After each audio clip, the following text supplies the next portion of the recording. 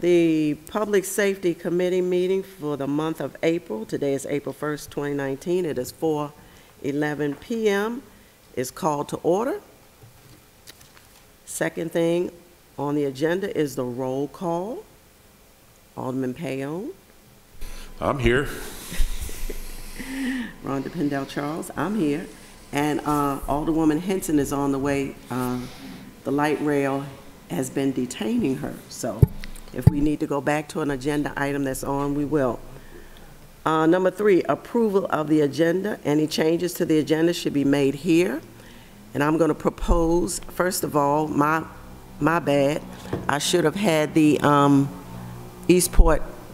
the Forest Drive Eastport sector study added to the agenda. Thank you, Dr. Nash, for bringing that to my attention.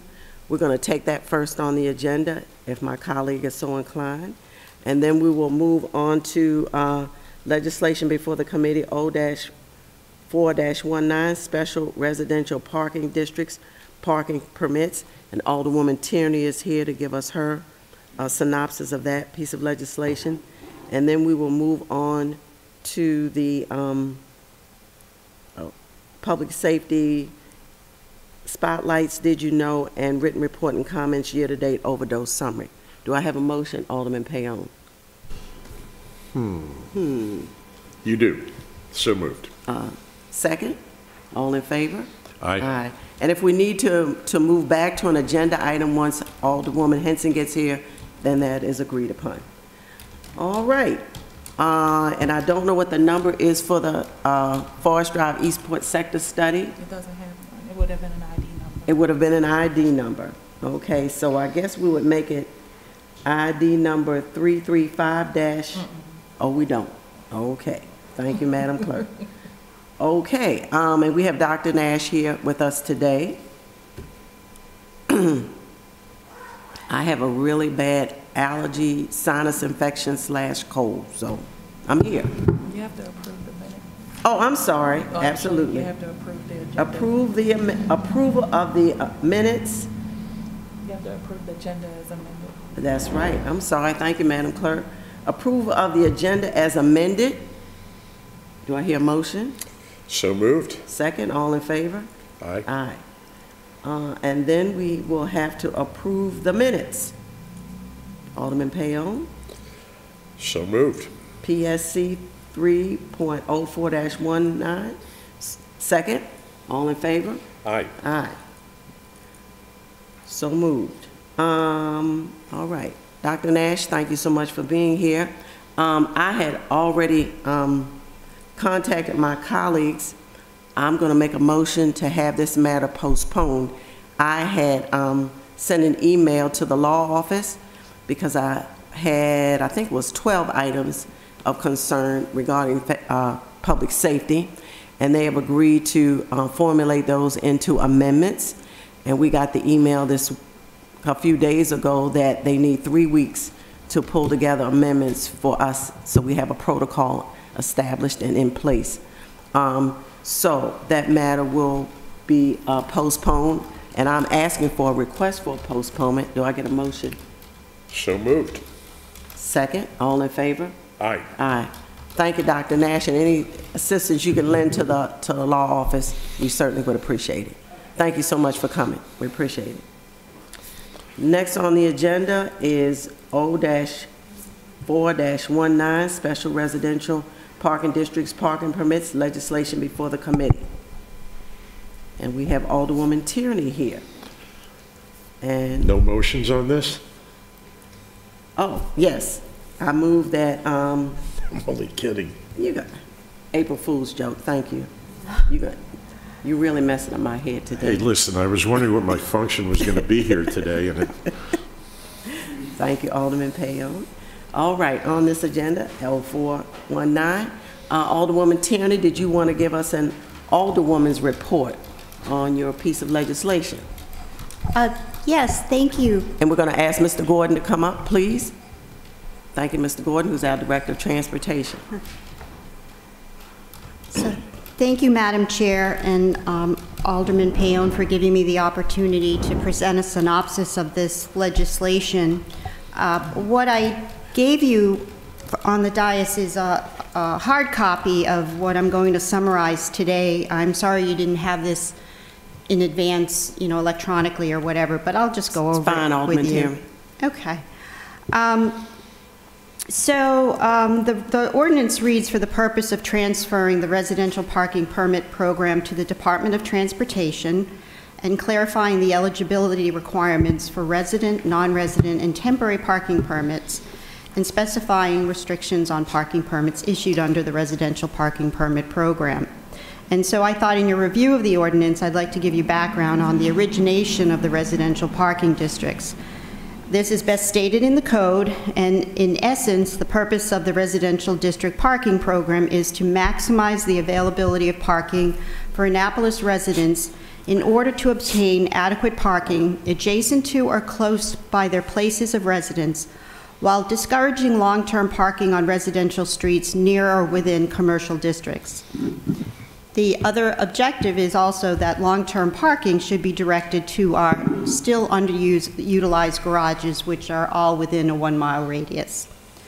The code reference is 12.32.010, which is the residential parking districts. And just bear with me as I just read this so you understand the genesis of a residential parking district. The health, safety, and welfare of many residents are affected adversely by burdens placed on residents by virtue of the existence of major public facilities and programs. Frequently, the use of streets within residential areas for the parking of vehicles by persons using adjacent governmental, commercial, industrial, educational, and transit areas and other areas, facilities, and programs emanating from planning, zoning, and other decisions by government results in hazardous traffic conditions. The overburdening of existing streets, roads, and other facilities, air and noise pollution, and the inability of residents of certain areas to obtain adequate parking adjacent to or close by their places of residence and to secure ease of access to their places of residence. In order to reduce, to the extent possible, the conditions described in this section, to foster the use of mass transit facilities, and to promote the safety, peace, good order, comfort, convenience, health, and welfare of the residents of the city, it is essential that the parking permit authorization provided for in this chapter be enacted. Hence, we passed, I believe, several years ago, 2000, I don't want to state a date because I might be inaccurate, but we established the residential parking districts.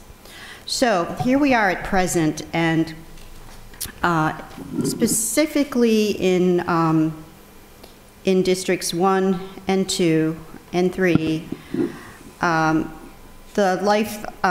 quality of life for my constituents has decreased because of this inability to park their cars within a reasonable distance from their homes. When I campaigned for alderman, I would say that it was probably the number 2 request of the electorate that I focus on residential parking, to the extreme where some wanted it to be resident parking only, to just looking at what was wrong. The objective of the residential parking districts, in my view, and I think that Rich can concur, is that these districts are adjacent to businesses. They're adjacent to, West Street restaurants, Main Street restaurants, Maryland Avenue, and it was decided that we would be equitable with the businesses, and the equitable way to do this was to establish the districts where each home would get a residential parking pass based on the number of cars they had. And then when they are not parked, which is probably most of the day, the businesses have that, the businesses' patrons, I should say, and the visitors have that 2-hour window of time to occupy those spaces. The objective is not to have the residential parking districts as a long-term parking lot, and that's essentially what's happening, regardless of the reasons. With help from my constituent, Tom Rikas, with the Ward 1 Residents Association, he observed some very unfortunate situations where permits were being issued to unqualified. And we realized that that was the systemic problem. It wasn't who, what, where, it was why are these issuances happening incorrectly? Because you really shouldn't get a residential parking permit unless it's your primary residence. And we do allow you to have 1, 2, or 3 cars, you have to pay more, et cetera. So, in your evaluation, I thought the discussion has been, and I believe Thomas Rikas is here in the audience if we'd like him to chime in, or however you deem fit. I think he testified regarding this matter. So he can't testify before. again. I'm saying he can't, but primarily we're here to listen to you. Yeah, that's fine. There was talk about data, and I think if you go to my handout on page 2, to keep it simple, attached is in this, I don't know how many pages I gave you. The most important data you need is page 13 through 15 of the parking utilization study, which we contracted SP Plus to do upon award. It's dated June 30th, 2017, almost 2 years old now. But you can see from the first chart, the percentage of residential parking spaces as related to entire public on and off inventory is only 17%. In other words, of all our on and off street inventory, only 17% is designated as residential parking spaces. And so you would assume then, or you would respond that that is a rare commodity. And that's why they're legally designated. The second data point is on page 15, where you can see that specific to District 1 and 2, the permits issued exceed the spaces available. Districts 3, 4, and 5 are less so, but suffer more from business infiltrations from West Street and also West Annapolis. And so that's really the best data that shows the problem, the pretty basic problem. And I hear from SP Plus that this is sort of a national sort of thing. They issue more than spaces available, you know. And so at night, it does create this sort of, what's the game we played as kids around the chairs? Musical chairs. Thank you. Yes, there's a musical. I'm showing my age. There's a musical chairs of, I know, I was thinking of Romper Room and all those things, other things. But you do have that, and there's a bewitching hour of like 4:30, and if you don't have a spot, again, not in front of your house. They're not asking for, some are, but no, it's not fair. You know, within a few blocks, it's nice to know that you have a space. And then what happens is then you either have people that have these temporary passes for whatever reason and they're parked there all weekend, or you have businesses that are exceeding the 2-hour window of time. The second worksheet, which is 3 pages, is very helpful in understanding the value of these residential parking districts and the restrictions by other communities. Our ordinance is very fair and reasonable in comparison. The variable is the price and number of the temporary permits, and when budget time comes, we can reevaluate increasing the cost of these. In other words, why should we charge $20 a day to park at Hillman, but $3.50 a day for a visitor to park on an adjacent street? And I'm referring to the visitor passes. This ordinance does not speak to price, but includes a caveat that the temporary permits are not transferable month to month, and no multi-day permits are available for visitors. Again, that is what the garages are for. So in summary, this legislation is the first step. Validate eligibility for obtaining the permits. There have been many problems, midshipmen being registered, property owners asking for more than one residential permit regardless of what they use their other homes for. And once the issuance problem is on steady state, enforcement will only be a maintenance issue, and re-registering annually will be so much easier since everyone will be in the system. Long-term, after Hillman rebuilt, we need to introduce performance pricing so the off-street garages are more economical. But for now, these resident districts must be utilized as equitable as possible among residents and adjacent visitors. If we free up space, transient visitors who are shopping, eating, etc., in adjacent commercial businesses can utilize free for 2 hours these spaces. That's what they were designated in these areas. That's what they were designated for in these areas. And that's an economic win-win for the residents and the adjacent businesses. thank you very much for your time and consideration, and I yield for any questions. Thank you so much, Alderwoman Tierney. Mr. Gordon, do you have anything to add? Actually, I do not, Alderwoman. Alderwoman Tierney is part of our biweekly parking work group, and the issues that she speaks to are those that we have discussed and made recommendations to the administration for over the last several months. So she is right on point with what she's talking about. The problem over time has only gotten worse, in part because there are more vehicles, there are more attractions, and this is one way to try and rectify that. So I have nothing to add. Okay, thank you. I'd just like to formally recognize Mr. Rikus, who's here with us this afternoon, and thank you so much for coming. We appreciate it. Alderman Payon, do you have any questions? None. All right. Alderwoman Hinton, you need a couple of minutes? Thank you. I apologize for my late arrival. Transportation issue. Mass transit, not bad. Alderwoman, am I understanding it correct that this is this an amendment to an existing program, or is this a new program that would be instituted with parking permits, or are we changing the way that we are currently handling that? The amendment does, the ordinance does amend existing language as far as giving the response. Yes, it's an amendment to existing code language, and it allocates, it transfers the program to the Department of Transportation, and then it does clarify more specifically the eligibility requirements for a resident meeting STAT. And what does that acronym stand for? State database. Well, it's state database. Yeah. And then we revise as you go further on the temporary parking permits, not the amount, just striking where multi-day use, because that was creating sort of this parking lot situation, and adding that they're not transferable every month, because again, that was, for lack of a better word, that was sort of taken advantage of. People were sort of stockpiling them. So to answer your question, it is an amended language to existing code.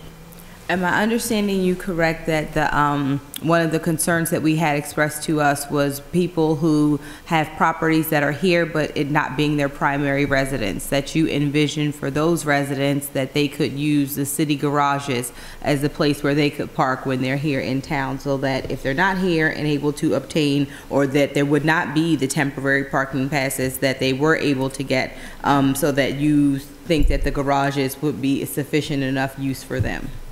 Yeah, that's exactly right.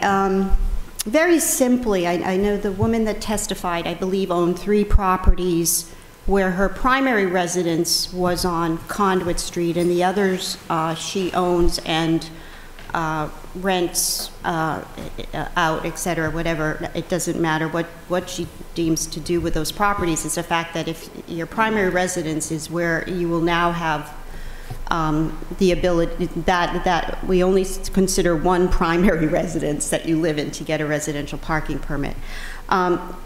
So what the other issue ties into sort of this dynamic pricing, and I summarized earlier that residential parking districts are sort of prime real estate in the sense that they're 17% of our total available parking between on and off street parking. So right now those temporary passes are priced so that it's actually kind of ridiculous, because Hillman Garage, for example, is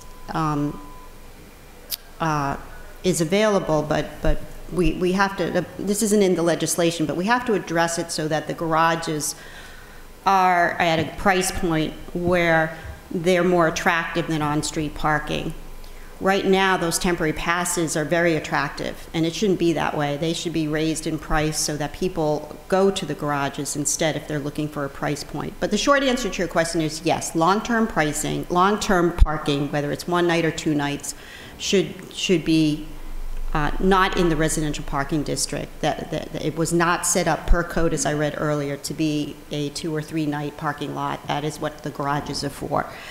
And I'm talking about Knighton and Gott's. The state garage is free. Full disclosure, relevant or not relevant, I have a business in downtown, and I direct guests to Hillman. I have a voucher program because I'm a licensed business, and then on another night I'll direct them, as my other, my constituents do. We direct guests to the free garage at Calvert. So yes, garages are good. Thank you. Yeah, I believe the young lady that you mentioned, Miss Megan Moore, Yeah. okay, that testified the other night. Yeah, she would probably want to continue her practice of having the residential three residential permits. I think if with this okay, that's a perfect example. With this legislation passed, she would have the opportunity to get a residential pass for her house that she resides in, and temporary passes for the house she resides in. The other houses in the residential parking district, she would have to use the garages. We just don't have the space. Right, okay. Thank you. Any further questions or comments? Okay, can I get a motion to recommend this legislation favorably to our council? So moved, Madam Chair. Any further discussion? No, second. All in favor? Aye. Aye. All opposed? None? The motion carries. We will recommend this favorably, Alderwoman Tierney, to the complete council at our next meeting. Thank you very much, Madam Chair, for your consideration. Well, thank you so much for being with us today. I like this meeting. I'll stay. Certainly. Okay. Next on the agenda is ID-328-18, Public Safety Spotlight, Annapolis Police Department. We have Acting Chief Herman here with us today. Welcome, Acting Chief Herman, and Captain Seidel. Thank you. Thank you. What goodies do you have for us today? It's all good news. All right. We can use some good news. We wanted to do some did you know and up to speed on some of the things we're doing at the police department. Absolutely. See, did I know where he got that tie? That's what, So you're going to combine, I don't want to know. combine ID-333-18 and a Did You Know Police Department. Thank you so much for coming. Yes, ma'am. Thank you for the invitation. We, for the month of February, we wanted to note that Officer Ordinato, a newer officer, was made Officer of the Month. He was able to find a suspect who had beaten and robbed a young member of our community, and through really good police work, he was able to bring the person to justice. Is your mic on? How's that? Is that better? Okay. Sorry. Thank you. Just so long as the green light's there. Thank you. So that was Officer Ordinato, Officer of the Month. The second thing is on the 20th of this month, of March, we had a very successful fundraiser for the Annapolis Police Department Scholarship Fund.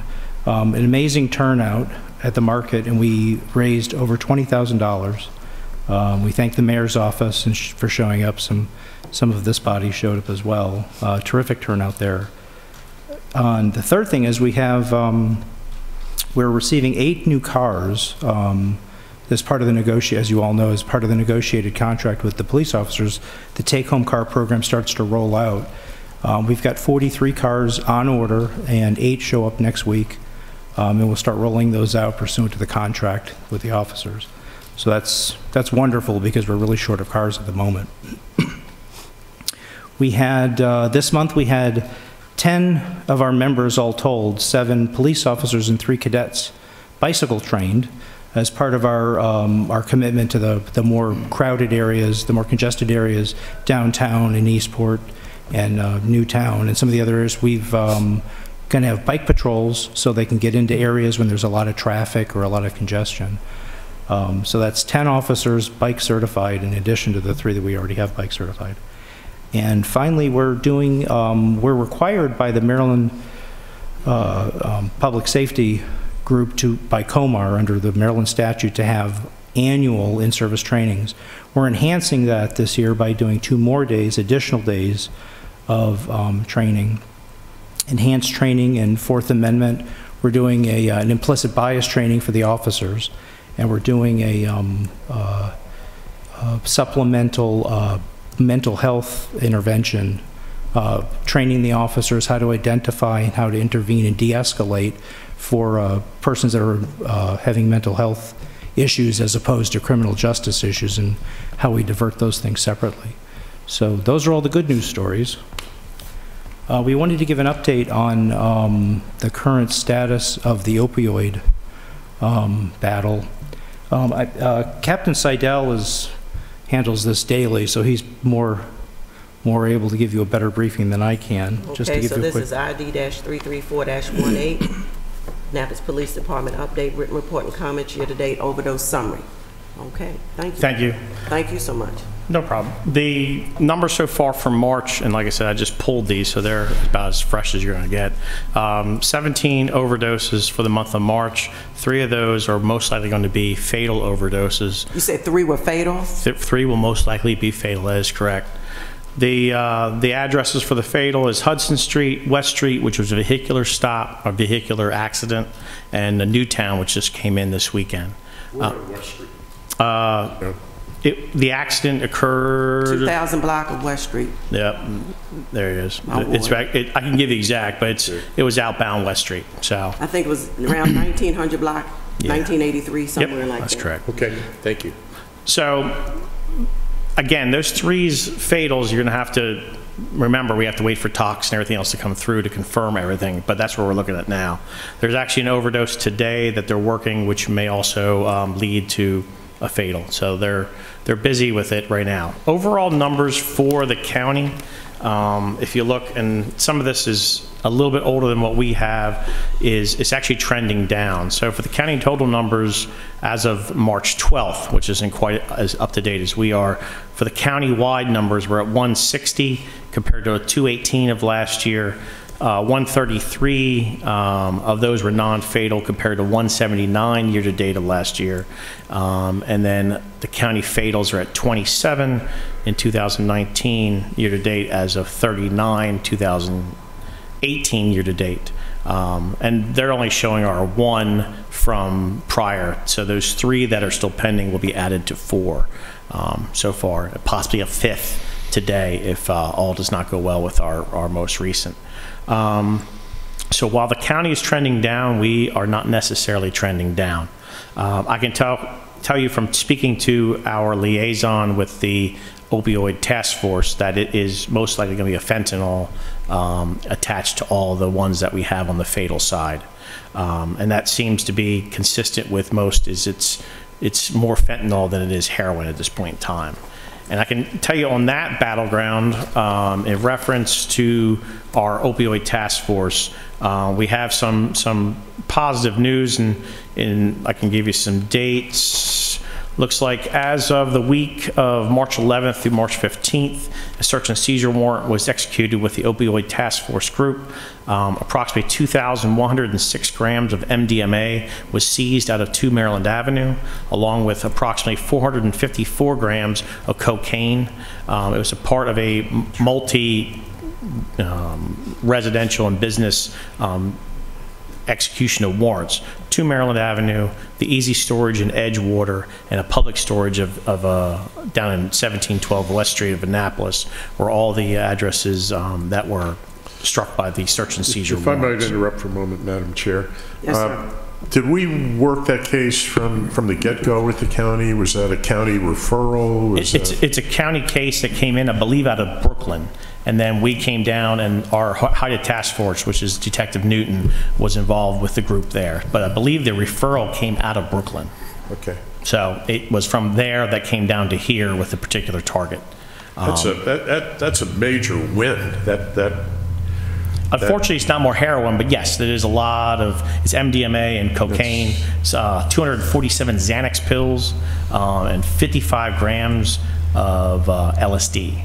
So while it's Cocaine alone's almost $50,000 worth. exactly, plus I believe over $40,000 in cash or more has been seized in that one subject alone. More on the good front there is, as of the week, again, this is Opioid Task Force Group, March 25th and March 29th. Through that group, they executed a search warrant up with Baltimore City, up in Glen Burnie, and there 1,000 heroin and fentanyl capsules were seized, along with 67 grams of heroin. Again, that was through a Baltimore City connection with that group out of Glen Burnie. So there is work being done. Hopefully you can let your constituents know that there is a lot of work to be done. And this is the most recent from March. As of, the year to date, or the month of March last year for the city, we're at 15 ODs with only 1 fatal off of Clay Street. So it's definitely an uptick over the numbers last year, especially with the fatals. I would say too early to determine whether this is going to be a continuing trend or an anomaly for a month, but that's where we're at, and that's where our numbers are showing. The mapping by the county, it's probably can't see, but there's a big spike up in northern, up around Brooklyn Park area, both fatals and non-fatals, and I believe that's where some of these investigations started and then trickled their way down, at least one of them, to the city of Annapolis. Okay. I've taken a look at the numbers from 2016, 17, and 18. That was, I think, submitted to me last week. A couple of things I saw were kind of glaring, but my whole point is we need to scrub this data really hard and take a look at the trends. And I'm not a economics person, a data person, but 2 things I saw were kind of striking. One, I noticed from October to February, I think there was 1 overdose, 1 fatal in October, and I'm talking over a 3-year period. None in November, none in December, 1 in January, 2 in. So, but what I was seeing was it was very little overdoses between the months of October and February. Everything seemed to happen between March and September. I don't know if it was because people are inside and family members are keeping an eye on them and they can't get outside. I don't know. The other thing I saw over a 12-month period is like between June and July, or July and June, all of the overdoses were of Caucasians, no African Americans. So I just kind of took a rough look at what I could see that was kind of glaring, but I didn't go more in depth into it. But I know I had emailed Deputy Chief Simmons as well as Mr. Ajayi, because I know Mr. Farley has left, and I don't know if you have a replacement for Mr. Farley. We do not yet. We're posting the vacancy just as soon as we get leave to do so. Great, because these are some numbers, these are some trends, if you want to call it that we need to look at. I was also looking at the addresses. I also had asked for not only where did the overdose occur, but where did the person actually live? So I had a series of questions. This was about a month ago, and I can submit that email to you, Acting Chief Herman, to let you know what I'm looking at. I had not sent it to MK. I know she's been working on some things, but I wanted to leave it in the hands of Deputy Chief Simmons first. I know we're going on the four-day conference at the end of April to Atlanta. There are going to be 6 of us going. We're going to fan out to every session that's being held. So when we come back, we can talk about the sessions that we went to. Deputy Chief Simmons is supposed to tell us which ones we're supposed to go to. We're supposed to get that straight. But anyway, we're going to come back with some good information, I believe. But just like I said, taking a quick look-see, I saw those 2 glaring things. But we really need to sit down and take a look at this. And we need more numbers, more data to really kind of see where we need to target our efforts. And so that's kind of the long and short of it. Make sense? Absolutely, yes. Okay. I will say that I know in the past our city data has trended towards an older African American population, and that wasn't always the case. It trends both ways. I know from talking to our drug enforcement units, they are seeing an uptick in both powder cocaine and crack cocaine seizures, which may be a tell off the fact that people are now a little worried about the fentanyl-based or laced heroin and maybe turning to a cocaine or types and product instead. But again, there's just early trends. Unfortunately, trends can go one way or go the other way. It depends on the day. But that's where we're at. I wanted the panel to know that we have some pretty good success stories with our opioid task force, and we'll go from there. I know we have a bunch of other task force that are going to be up and running here shortly, and we have our HIDA group that we're still involved in, plus along with our DEA, our DEU units within the city. But it is an analysis thing which we just have to keep on top of. I agree, and hopefully be able to target the groups that need the education and or training or whatever that's needed. As it trends that way. Because we don't even know the fatalities. We don't even know where those people live. They may not even live in the city. I mean, I have the last, right. I think the information's there. I know as we scrub stuff for public, viewing, we have to be careful.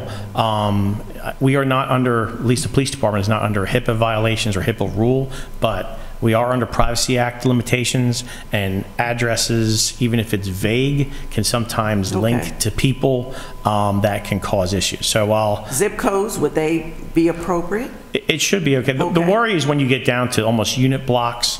Right. If you say the 100 block of I don't know, Legion Avenue, and the person 3 doors down because there's only 10 houses, that's where you have to be careful. It's our best judgment to make sure that the information provided is not so specific that it invades privacy, but it's also not so general that no one has an idea of where the trends are showing. So that's the balance with all of it. Certainly. And I talked to MK just You're recently. absolutely correct, though. We do need to do those analyses. Yeah, I think that would be extremely helpful. Not that we don't care about the people outside of our county. That's not the point. But our resources need to target those residents within our city, and also to let the county know what's going on inside of the city regarding their residents. So I think it can work both ways. And that's one of the benefits of having our officer in this task force is that information is immediately transferred to the county. They know. The reports I'm gathering, a lot of them are from the county. And we do need to, I'm not telling anything everybody doesn't already know, but a lot of these are regional problems that come to roost here. So the solutions are regional as well. So we need to be plugged in doing this analysis at a regional level as well. Certainly. Absolutely. Any questions from the dais? Alderman Payne.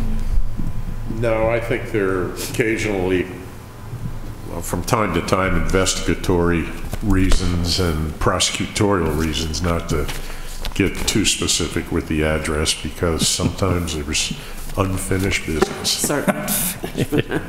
I mean, I live 5 Domino Road, and they said the unit block is only 4 houses. And that's really where we're balancing. So, if there's a problem, we all know where to look. That's absolutely true. Alderwoman Henson.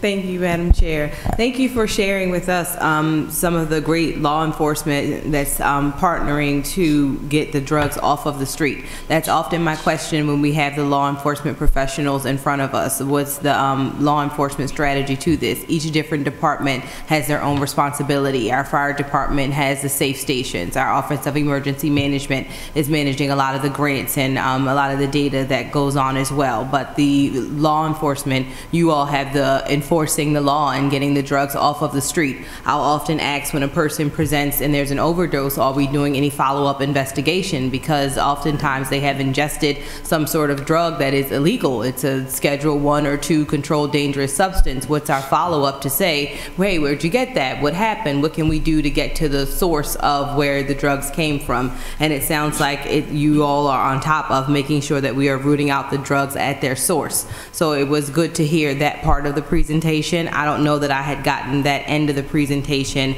at prior times that we've gotten the opportunity to hear from APD on the statistics. So if you would continue to include that in your reports, I know there'll be times where you're working on things where you are not at liberty to give us details, but even if you just let us know that there are enforcement activities going on, and even if that's all you're able to say, it is good to know when we are carrying the message back to our constituents that our police department is on top of it and that getting the drugs off of the street is a priority. So thank you for sharing that.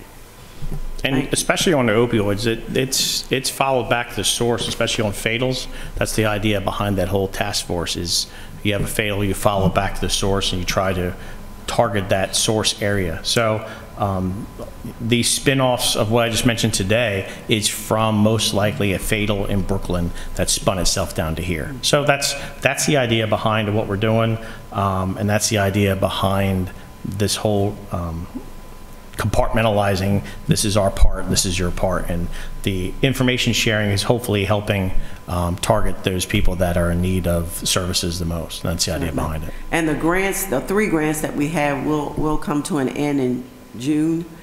So I had gotten some information that I kind of get through the normal course, being with the school system as well as the city.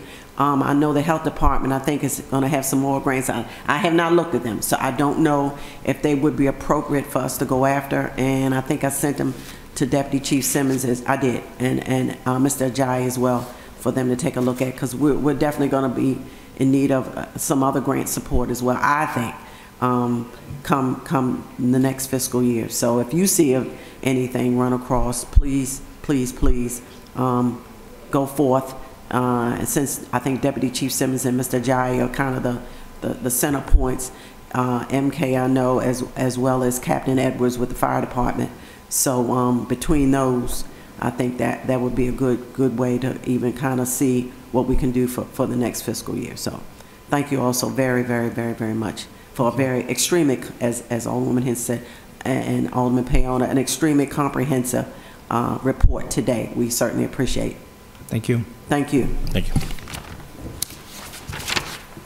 Next on the agenda is Public Safety Spotlight, Fire Department ID-329-18, ID-331-18, Public Safety Did You Know, and ID 335-18, written report and comments year-to-date overdose summary from the Annapolis Fire Department. And I meant to ask Alderwoman Tierney if she had any questions.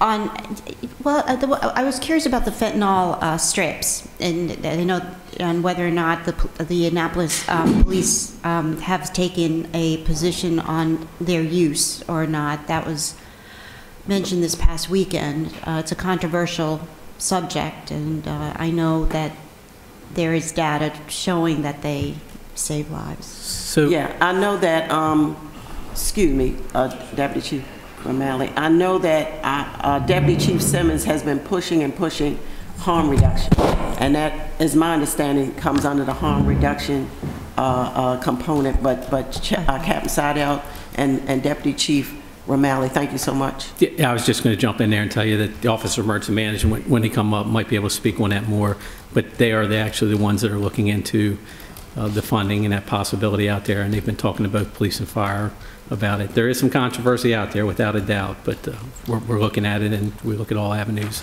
to try to reduce this issue.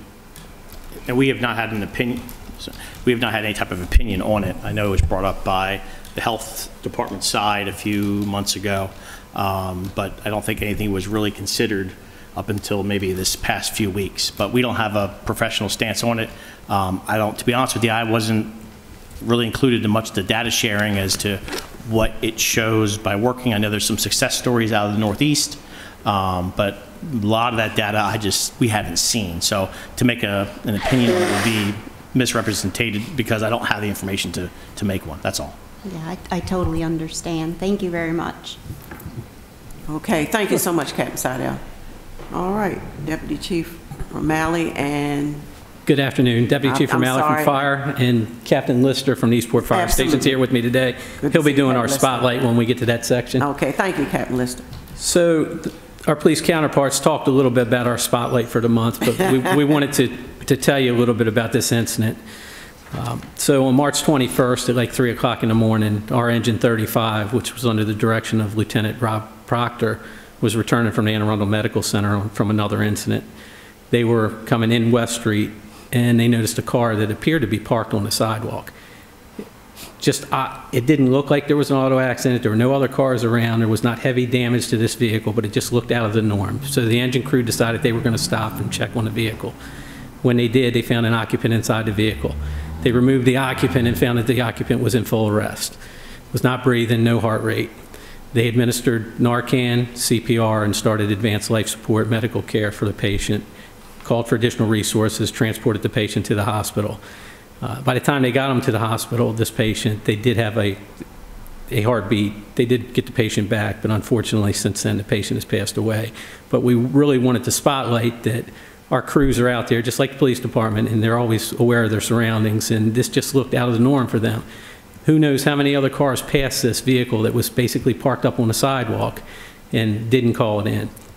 Since then, we know that our counterparts in the police department have put out a couple of press releases on their daily briefs, trying to get the public to realize, hey, if you see somebody sitting in a car that's been sitting there for a little while, call 911, have somebody come out, whether it's a police officer, fire department, have them come out and check, because this isn't the first time we've come up on a vehicle and the subjects inside have been overdosed or in cardiac arrest for one reason or another and have been there for some time. We don't know how long this car had been sitting there, but it was a good find by our crews, and we just wanted to spotlight that. Okay, thank you. And if we could go for our highlight of the month, just the did you know aspect, Captain Lister from the Eastport Fire Station, he's our station captain there, wants to talk a little bit about the fireboat, and he left a handout up there for you, so I'll turn it over to him. Thank you so much. Thank you, Chief. Thank you, Council. This is just a little bit of fun facts for boating season as it kind of comes on. Eastport Station staffs a fireboat. It's a 2006 Metalcraft Marine aluminum hull jet drive fireboat. The fireboat is docked at City of Annapolis Marina, and it's co-staffed with the engine crew from Eastport. It's approximately a 39-foot, 13 feet wide, and travels at a top speed of 37 knots with a total displacement of 26,000 pounds. There's a lot of technical equipment that the fireboat carries to do fancy activities, including search and rescue, fire suppression, rescue, and things like that. I've included some kind of cool pictures in this area just to show the crews are out doing some rescues off of a boat that's sinking, the fire suppression at the Annapolis Yacht Club, and down at the bottom we had to make a technical rescue, which was a pretty complicated rescue off of a cargo ship, where we actually had to go down into the hull of the boat, get the person out of the hull of the boat, and then you see the giant pulley lowering the person down to our fireboat while both boats are underway. So there's a lot of movement. We do a lot of interaction with other outside agencies, including the Coast Guard, Natural Resources Police, and other fire and police agencies throughout the state. The dollars and cents of things, there's a little typo at the top line. It's not $1 billion, it's only 1 million. But the replacement fireboat for a boat of this caliber and quality is between $800,000 and $1 million. The crews are actively out trying to keep the budget as economical as possible. So some of the things that we take on is we do generator and transmission and motor servicing twice a year, which saves approximately $2,400 in labor costs to the city by the on-duty crews doing it. The motor technicians start at $100 an hour for outside agencies. We repaint the bottom of the boat yearly, which again saves another $1,750 in labor costs by on-duty crews performing this task. There are some extensive things that we cannot do, like jet drive repairs and rebuilds each year, and that's another $3,500. And then this year, because of the age of the boat and we're in a life cycle where we need to do some significant overhaul, there's a lot of oxidation where the paint when it's initially put on, it bonds with the aluminum, but then over time with the salt air and the salt water, it starts to pop off and creates deterioration. You see we've put in a request for enhancement for $125,000 to have the top half of the boat repainted and refitted.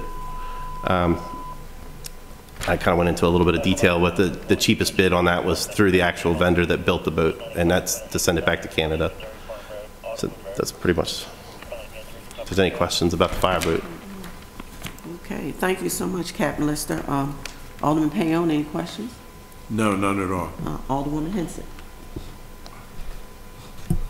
Is that picture there from the actual Yacht Club fire? Is that the boat that was used? Yes. Oh, Yes, wow. ma'am. Thank you. Yeah, it's definitely the city fireboat. We did want to highlight that the service that the crew from Eastport Station does saves us a ton of money. It is out of the norm of what firefighters are responsible to do, but they definitely take care of this boat. The county has a boat that's similar. It's a little larger than ours, has had a lot more issues with it, and I contributed. Our success with it is because of what the crews do. The city manager's aware that the corrosion's getting pretty significant. The captain did say it was to paint the top half of the boat. It's to do the entire boat, even though we've done the bottom in the past. But it's like any other boat that's out there. It's over time, the salt water gets to it, it's corrosion, and what we're trying to do is prolong the life of this boat so we don't have to ask you for $1 million fireboat anytime in the near future. And we believe that by doing this, even though $100,000 is significant, we understand the budget, but we believe we can prolong the life of this boat by at least 10 years, if not more, and it'd save us money. All right. Life cycle generally of these boats. You have any idea? Yeah. So our last fireboat, which was a lot smaller, it was a Boston Whaler, was about 20 years old. We do find that, like any other piece of fire apparatus we have, they're not built like they used to be. So the good thing about this is it has standard diesel motors in it where they can go in. If the motors go bad, we can go in, take it to and dry dock it, and they can drop new motors in it. And these motors are like those that come out of a motor vehicle, or actually a diesel engine of a fire engine. Fire pump's the same way. They can get in there and they can replace that. So it's just a matter of the corrosion right now that's really starting to eat at the boat. Okay. All right. Any other questions? Alderwoman Tierney? I just have memories of that fireboat coming to the Annapolis Yacht Club fire. There's some pictures of that are pretty memorable. But thank you for your presentation. Okay. Thank you so much. And you're going to defer for the opioid report to OEM? Well, I can give you a little bit just Okay, what we have if you want it right now. No, Just, yes, absolutely. Last month, our units were on they were possible. Now, this is possible overdoses of 22. Now, you got to remember, our numbers do include some of the surrounding Annapolis area because we run primary medical care to those areas. We administered 35 doses of Narcan.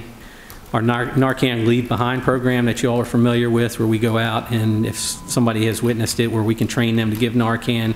We've actually given out 41 doses of Narcan to the public, so it's out on the street for people that have been trained with that.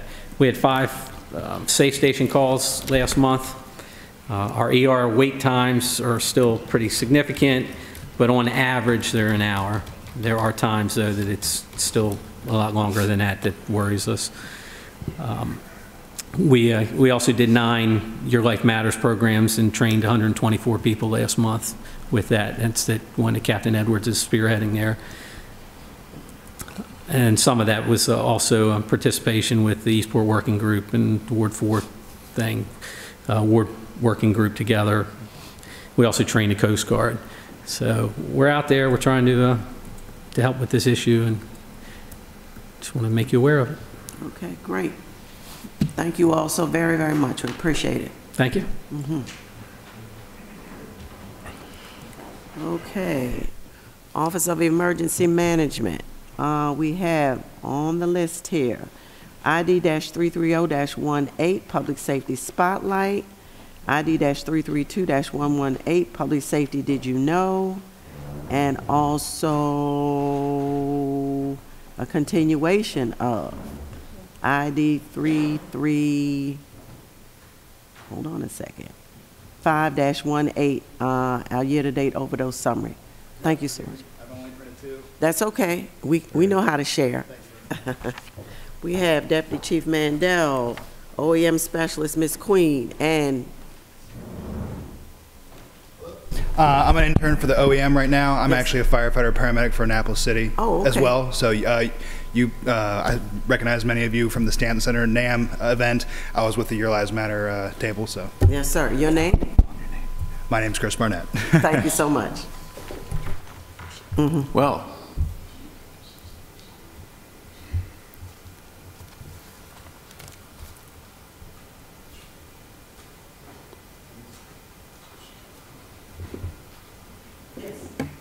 Yes, proceed. Thank you. thank you so much. Good afternoon, afternoon. committee, Alderman Payon, Alderwoman Pendel Charles, Alderwoman Shanika Henson. Thank you very much. I guess you did a great introduction, so I won't have to introduce ourselves once again.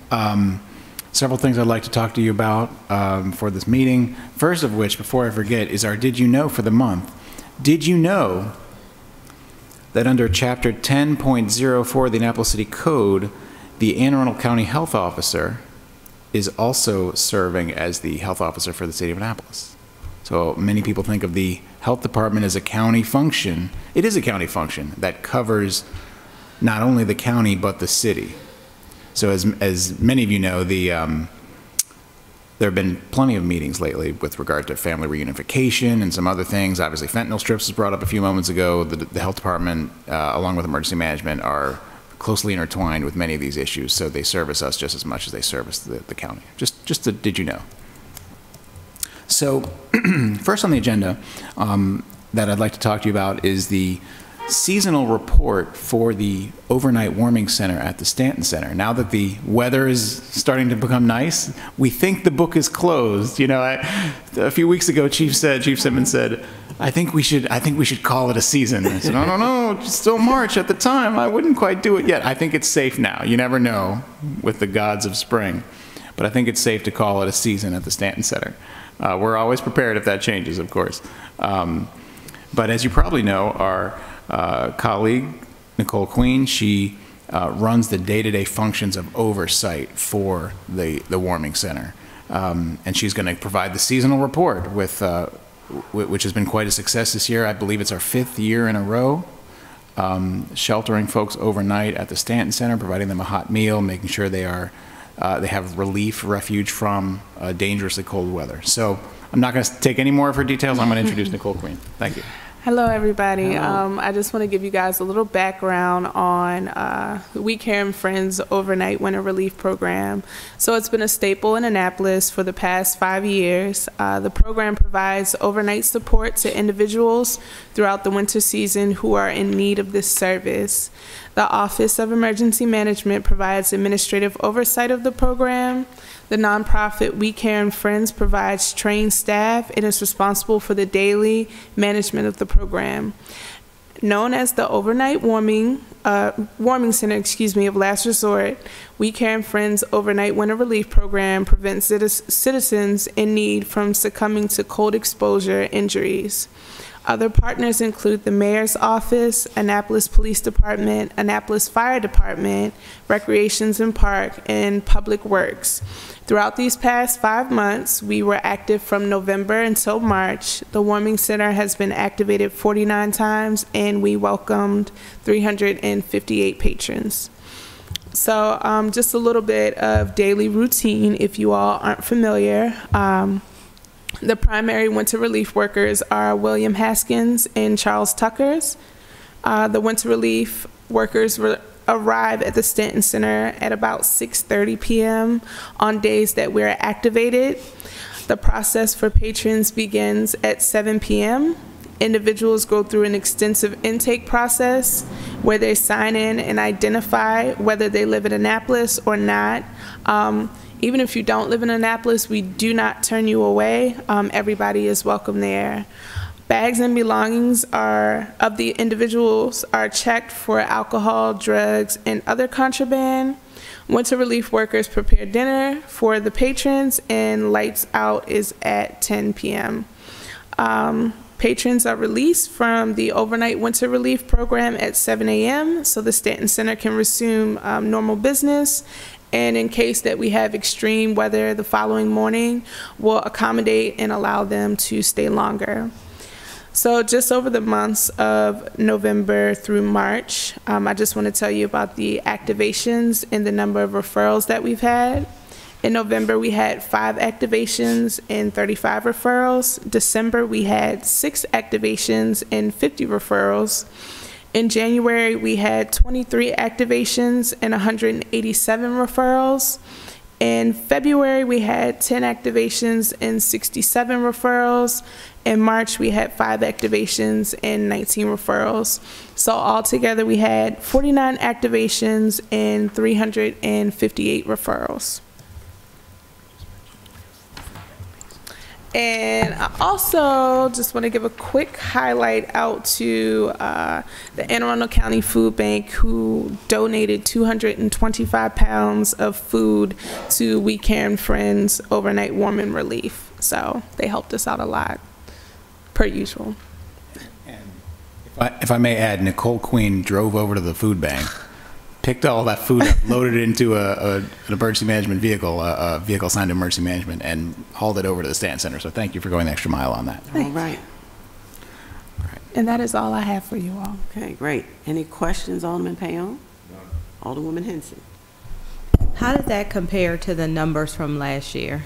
So last year, it was a little bit more colder last year. So we had 56 activations last year and 855 referrals. So with the difference of weather, and then also the great help that I get from Anne Arundel County Social Services Department, Justin Beeler. He's been helping getting people housing.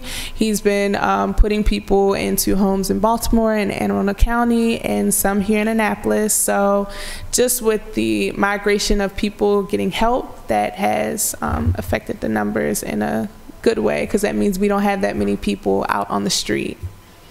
When you say 855 referrals last year versus 358 patrons, the referrals and patrons are referencing the same Yes, number? I apologize. That's a significant drop-off for just 56 activations versus 49 activations, to have the numbers go from 358 people serviced to from 855 down to 358. If that's attributable to housing now being secured for people, that is significant. Yeah, it's amazing to see how they work out. A lot of times Justin would come by with his street team in the morning and say, you know, do you want to get help? We also had Chief Simmons take people to safe stations, and it helped. We want to make sure that we don't, you know, create a problem down here, and make sure that we get people housed. So we've been working real hard on that.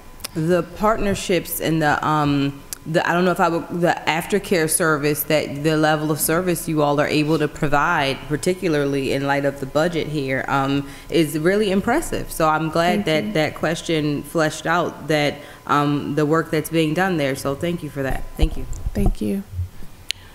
Question.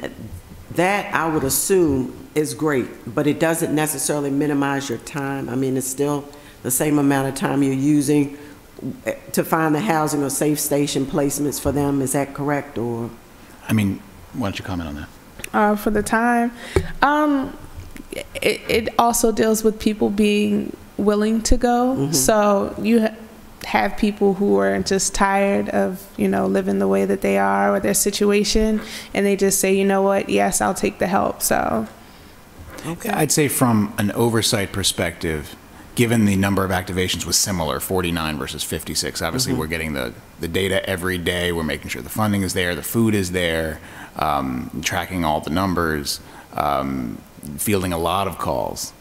You know, you know, people get used to the idea of a service, and when you start to shut down for the spring, people are still getting phone calls and say, well, it's a, you know, it's for a service for refuge from the cold, so we have to direct them to the right resource.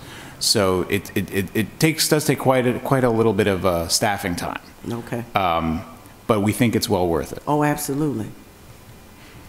Okay. If there are no other questions, I'd like to move on to the next point. Alderwoman Tierney, you have any questions? No, thank you. Okay, thank you. Okay. Our intern and firefighter, Chris Barnett, was introduced a few moments ago. We're really fortunate to have him at the Office of Emergency Management because he speaks multiple languages, right? He can speak the language of fire. He can speak the language of emergency management. And I'll tell you, he came at a great time. You may be familiar with the grant that the Office of Emergency Management and the Fire Department have been applying for the last, I think this is maybe the third year running. It's called the HMEP, Hazmat Emergency Preparedness Grant. Hazmat emergency. Hazardous Materials Emergency Preparedness Grant. So we call it HMEP. Got that right? Okay. So the Office of Emergency Management has been working with the fire department, specifically the hazmat team, because that's the nature of the grant, to understand what kind of trainings and certifications and education we can pursue. And this is the third year we've gotten it. And now that we have a great intern who actually works for the fire department, he knows exactly what is needed. He understands the language. He's been working seamlessly with the fire department to put that application together. And that's going to be submitted later this month. So that's the first thing he's going to talk about. The second thing is he's been working on the flood outreach brochure that he distributed to you before we came up to the stage here. And that is not a final version, I should tell you. Okay. But it performs multiple functions for us as an office. So you probably remember renewing the hazard mitigation plan about a year ago. One of the things the hazard mitigation plan does is it recommends a number of projects and the priorities for those projects. One of the projects was outreach to properties in flood-prone areas. So we keep up with that plan, try to figure out how we stay true to those priorities and how we make sure we are in line with what we're supposed to be doing as we go through during this 5-year course, during which the plan is valid. We'll have to renew it again in 5 years, 4 from now.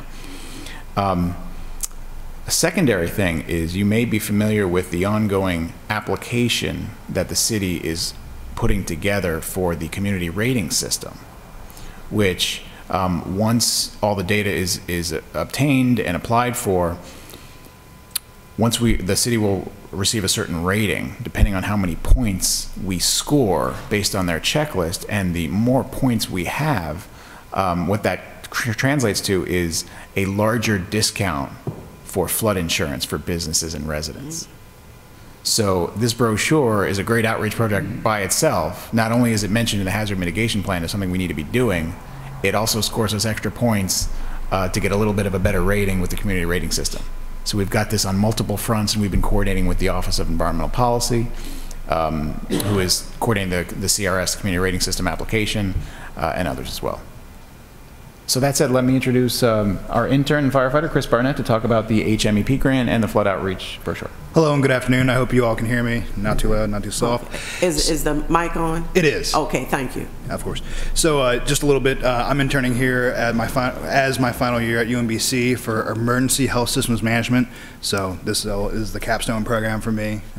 This is the boots on the ground. So after that, I would like to move on to the flood pamphlet, as Deputy Director Mandel was mentioning earlier. So we're a member of the National Flood Insurance Program. With this flood pamphlet, we're meeting a certain amount of criteria of community outreach in which we are going to tell the citizens and businesses that are affected by flooding on basic awareness, safety and prevention tips, how to spot and fix issues, apps and alerting systems that Office of Emergency Management has set up, so Civic Ready and other apps like that, as well as insurance coverage information, how to find that, how to apply for that. That is all found in the trifold that a Deputy Director has mentioned is a rough draft. Also, we plan on sending that out to the over 100 businesses, residences, with a fridge card. That fridge card includes emergency contact information that you can fill in. So that gives them a reason to, slap on their fridge that emergency contact information, and they'll always have important numbers that they need during times of crisis, as well as information they can find and apply for, like Office of Emergency Management apps and awareness and whatnot. So next one, if there's no questions about the flood management app. Any questions from the dais? I gave Alderwoman Tierney the two documents that you gave us, since she represents Ward 1, and this is important to her. Absolutely. And as you know, with the National Flood Insurance Program, the higher rating that we get for the CRS, the community rating system, will hopefully lower the community's flood insurance that we have to pay significantly. So next I have, if there's no more questions, the HMEP grant application. Let me just make one point on that before we move on. Alderman Tierney, I totally am looking straight forward. I'm sorry I didn't mention your name when I started, but I do want to mention, with regard to the flood outreach brochure, that this is a rough draft. So if you see something on there that you'd like to change, you'd like to add, let us know. Just wanted to make that 2 cents. This is, I mean, it's really not even relevant, but when you list Annapolis Animal Control, isn't that the county? Is it, or what is that? Because the county is animal control, so I kind of caught my eye when it says Annapolis Animal Control. And that's what we list at annapolis.gov as the animal control. So, oh, we do? yes. So it takes you to the county, though? Yes. That's cool. Okay. That is, thank you. First blush. It's another one of those agencies that serves both the county and the city. Good. Yeah. This is great. I mean, this is something that is so useful for every resident to have. And what would be how would we get it to them? Electronically or? Either mailing or we're going to, like door hangers or leave behinds. That'll be on like a 9x11, or I'm sorry, a smaller card stock, so like a harder kind of material. So it's an incentive for them to keep it around. I mean, for every resident, this is excellent. Absolutely. So there are 126 properties in FEMA recognized flood zones. We could certainly send this to anybody you'd like. So we've thought about, do we mail this to 126 people, which wouldn't be impossible? Do we fan out? We haven't quite figured that out yet, because when we do our annual business outreach tour in the fall, we hit more than 126 properties. We just have to map it out. So we're sort of formulating our plan for that. We'd love to talk to you further if you're interested. But we'll make sure every property in a flood zone receives this information. So moving on with the Hazardous Materials Emergency Preparedness Grant, as you know, we're in a pretty focal point with all the Maryland State House and Naval Academy, multiple interstate highways coming through the city of Annapolis, as well the Calvert Cliffs nuclear plant. I know the fire department is in a tertiary response to that, so if there was a catastrophic meltdown in Calvert Cliffs right down the road, we would be on our boat riding up there to give as much support as we can. With that being said, I've been assembling the grant like we do every year. Roughly this year is just under $18,000 in grant proposal as well. That's due April 12th, so we got about a week and a half until that's due. With that being said, the HMEP grant will enhance the training that the current fire department has in order to provide better care to the citizens. With many grants, we have to provide a match to the fire department. So what we're doing is doing a soft match in salaries. So the grant pretty much pays for itself. We don't have to throw any more money and any more taxpayer money towards this grant, this education that is desperately needed from the fire department. Some projects that are being done is there's an International Hazardous Materials Response Conference in Baltimore City, right down the road. We're going to be sending 4 firefighters to that. Pretty great. It's in our backyard, and it keeps everyone on the cusp, with terrorism and all these new chemicals, all these new materials coming out. This gives us the ability to handle that just in case there's an emergency situation. Further, there's a radiological responder IQ course. Like we said, Calvert Cliffs is right down the road. If we can handle radiological emergencies better, that means, who knows? My time as a Marine, you never know. You can never spot the nuclear refueling cells going down the road or the trains. So, the more we're prepared, the more we can handle whatever comes our way. Further, the multi-rad technician certification, like Captain Lissler was saying earlier, we at Annapolis City Fire Department like to take care of our gear and extend their life. The multi-array that we use to detect many materials in the hazmat side, just like any piece of equipment may break, may need servicing. These multi-rad technicians we have now, we currently have 1. We're sending 2 more, and we hopefully like to recertify the 1 and send another 2, furthering our capabilities as a department to keep the multi-ray tools up and going. So we're going to minimize downtime of them being broken, as well as minimize cost incurred by the city fixing our own material. So that's the HMIP grant. That's all I have with that, if there's any questions. Alderwoman Henson? Did you say your name was Mr. Parnell?